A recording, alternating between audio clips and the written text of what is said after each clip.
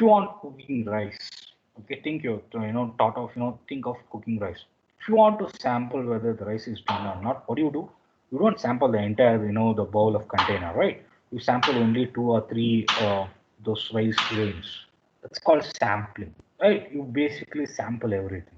Or if you want to buy, go sweet something from a shop, you don't sample the entire shop. You take only a little bit of it, then you basically decide whether to buy or not.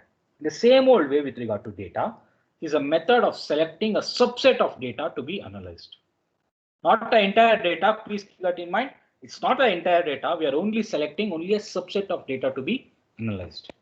Next, why we are doing it? Because see again, all these things is coming when it comes to data pre-processing. Okay, so this is often used for both preliminary investigation also and also from the bid final data analysis. What's the meaning of preliminary investigation? Before to check whether the data is suitable or not, we do sampling.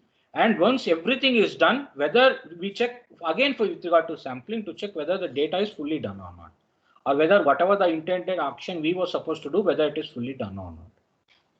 Okay, so the very key aspect of sampling, what is a very key aspect of sampling? That it is representative. Every class will have a representative. Your class has a representative. Who are those people? Okay, who are those people? They are people who represent other people, right? They represent other people. Okay, any problems, any issues, any things to be done, we always catch hold of the CR so that he will be or she will be able to take care of other people. Okay, that's why they call representative. So the very key aspect of sampling is that it is a representative data. It's not an entire data, it's a representative data. Okay, so a sample is representative. It has approximately same property or interest of the original set of data. So you need to choose a representative who will be representing everyone, not just a group of some people. Okay, so that's why the same thing works even with regard to data mining. You need to choose a sample of data that will have all the attributes, all the properties of the entire original data. That is something that you got to keep in mind. Okay, so why sampling? Okay, why you need sampling and what needs to be done here? Here is the obtaining and processing the entire set of data of interest. Okay, entire set of data of interest is too expensive or time consuming. If you take for an entire, see, if you want to taste everything in a bakery or in a hotel, okay, you go to a sweet shop. Think of a sweet shop, okay, some very big sweet shop. You want to sort of buy sweets. What do? Those people will be giving you samples. It's called samples. They're not going to give the entire, sweet shop for you to eat. Okay, then you will be deciding whether to take it or not. No, it's only going to give samples. So why it's done? Because it's very highly impractical for you to eat everything and then decide whether to buy it or not. The same old way with regard to data. Obtaining and processing the entire set of data of interest is too expensive or very much time consuming. Okay, to avoid this, we take what is a sampling data. Sampling can reduce the data size to the point where the better and more expensive algorithm can be used. So it should be having all the attributes or properties of the original data, and also it should not be that big as the original data. It should be smaller, but it should be able to tackle everything that is there in the original data. We see this example. Okay, there is this figure with 8,000 points. Then we reduce it to 2,000 points. Then we again reduce it 500 points. But this 500 points should be able to give everything related to this 8,000 points. It is almost 500 points is 40 times less than what you see here. Okay, but this sampling data should be able to give whatever the features this 8,000 points has. Okay, that is the purpose with regard to sampling. Data pre-processing technique called sampling. So how do you do it? Okay, what are the various methods of doing sampling? First one is with regard to simple random sampling. What's the meaning of that? There is an equal probability of selecting any particular object. Equal probability. Okay, there are two variations in that. Again, sampling without replacement, sampling with replacement. What is without replacement? Every time we select an object, it is removed from the population. I'll take the same example of your class. Your class is of 53. Okay, I think you're 50. Yeah, 53. 53. Yeah, 53. Okay, now if I want to take a sample of a particular person in your class, what I do, I choose C. Maybe I'll choose CS. Two CS we are. Okay, I'll choose the two CS. Then I'll take the data from them, and then I'm not going to join them again back into the class. No. Okay, each object is selected. It is removed from the population. I'm going to sample only those people who are CS. Then next thing is sampling with replacement. The objects are not removed from the population as they are selected for the same object can be picked for more than once. So if I want to sample every time, now what I do, I'll always call CR. Is that a right way? No, that's not a right way. Okay, if I want to sample or ask issues with regard to college or class, I need to ask every time different person. That's a right way of sampling, right? That's a right way of sampling. See, I think I don't know how many of you from an agricultural background. If you go for what you call soil testing, people from the the institute, they say please bring in the soil from various parts of the ground. They are not going to say bring only from one place. No, they'll say please buy it from various parts of the your field, so that then they mix up everything. Okay, they mix up everything. Then that in that they'll take that a little bit of sample to test what is the soil quality in your fields. In the same old way, you think of these two things. Okay, sampling without replacement and also with replacement. Okay, the second one with regard to what is this is when the population consists of different number of objects, simple random sampling can fail to adequately represent those objects that are less frequent. Okay, when you have different sort of objects, see what happens. What is the simplest of example I can give this? Again, I don't want to be political again, but this is a classic example that you can have. You know what is the conditions with regard to the states in our country, right? Predominantly, more emphasis is given to those states which have lot many number of MPs or the member of parliament being getting selected. Predominantly with regard to states like UP, because it sends around 80 MPs to the central government. Okay, the states like Madhya Pradesh, state like Maharashtra, state like Bihar, state like West Bengal, where states are predominantly good in terms of number of people who get selected for member of MPs, which is a very binding issue when it comes to forming a central government, right? But when you have the entire country, there are certain states like Northeast, where the number of MPs is only one per each state. Now think about it. There are 80 people representing Uttar Pradesh. Okay, there's only one person representing the entire Tripura, or two people representing Tripura, or one person right from Mizoram. Okay, what happens there is if you're taking about the samples, there's always a good probability that states like states from Northeast are always missed out, right? It's always missed out. Those sort of things should not happen when you're taking for sample. You need to take a sample so that it will contain everything. Equal opportunity is given for everyone. Okay. Now the next part is with regard to stratified sampling. What is stratified sampling? The name says stratified. So what do you do? You're going to split that into, so what is stratification? Splitting of things. The literal meaning of it is nothing but splitting of things. So stratified sampling, okay, is with regard to, you're going to split the data into several partitions. Then you're going to draw the random samples from each partition. Is that the right one? Probably a better one compared to the previous one.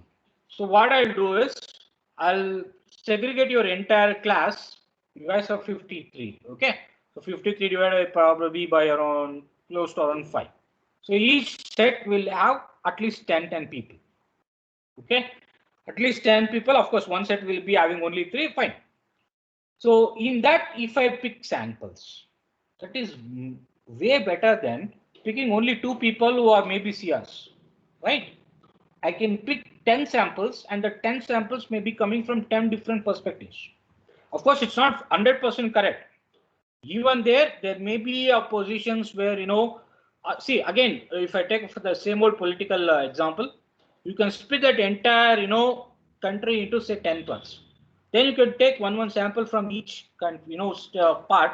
So you will have representation from, the western part of India, the southern part of India, eastern part of India, northern part, middle part, northeastern part, like that. Okay, various parts you can have a representation. Probably people from railways, they'll be knowing it. Okay, the representation of what are the various centers: southeastern railway, southern railway, southwestern railway, like that. Okay, the various denominations that are done with regard to railways, like that. You're going to split the data into several partitions, then you're going to draw random samples from each partition.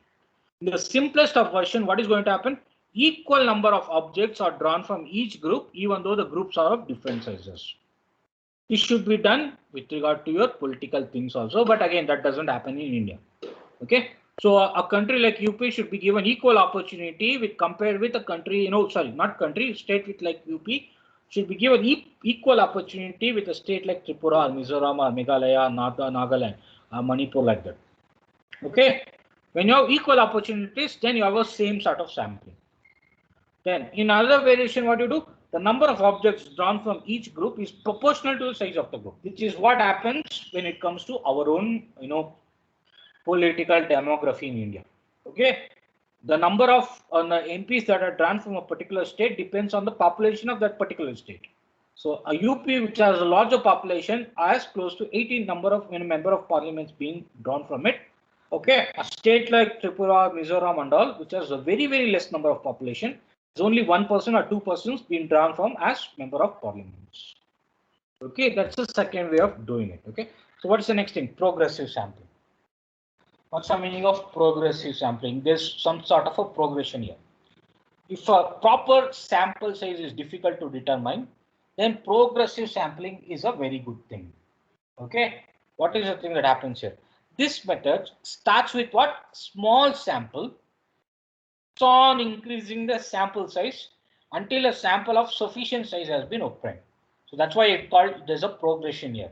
You have heard of arithmetic progression, geometric progression and all. But you are going to start with something and then it keeps on moving ahead.